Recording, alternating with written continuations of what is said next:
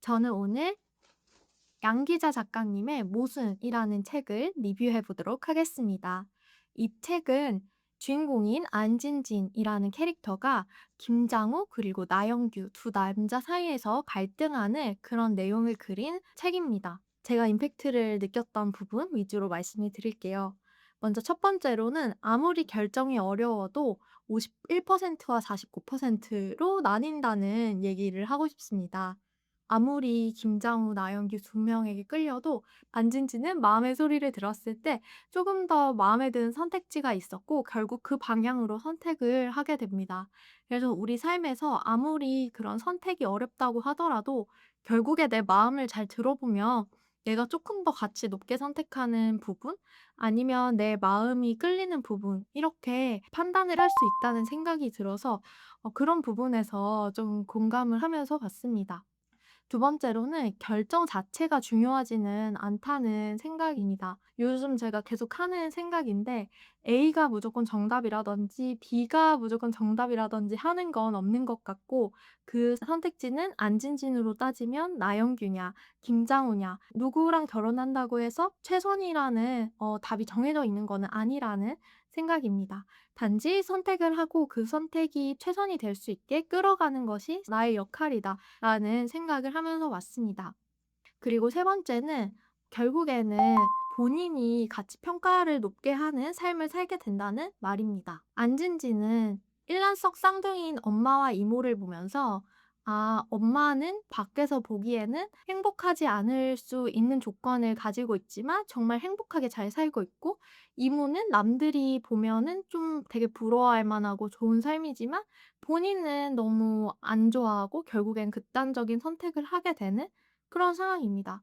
그럼에도 불구하고 진지는 이모의 삶을 가치 높게 평가했기 때문에 나영규와의 결혼을 선택하게 됩니다.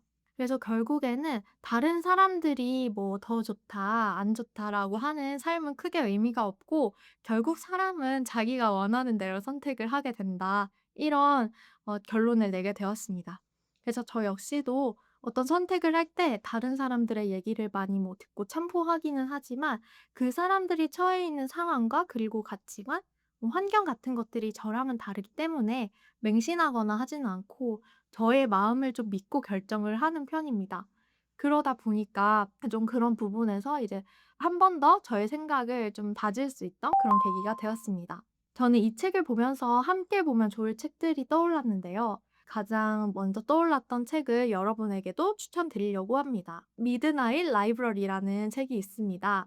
이 책은 주인공인 로라가 다양한 삶을 경험하면서 삶마다 각각의 희노애락이 있고 장단점이 있구나라고 깨닫는 내용입니다. 저는 이 삶을 보면서 한 사람이 뭐 여러 삶을 사는 거는 살짝 판타지이기는 하지만 어떤 선택에든 정답은 없고 장단점이 있다라는 메시지가 모순과 되게 맞닿아 있는 부분이라서 함께 읽어보시면 좋을 것 같다라고 추천을 드리고 싶습니다.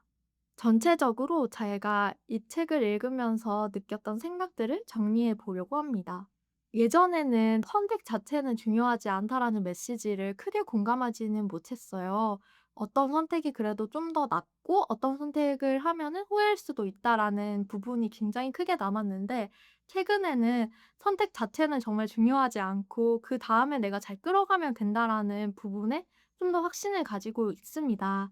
그래서인지 이 책의 메시지 자체가 제가 기존에 갖고 있던 생각이랑 크게 다른 부분이 없어서 아주 막 띠용하거나 뭔가 '신세계다.' 이런 임팩트를 받지는 않았어요. 그렇지만 그냥 제가 평소에 가지고 있던 생각들을 굳히기 하기에는 되게 좋았던 책입니다. 책이 되게 잘 읽히고 그리고 2030 여성들이 특히 아주 많이 읽고 또 극찬을 하는 데는 이유가 있다라고 생각을 하니까요.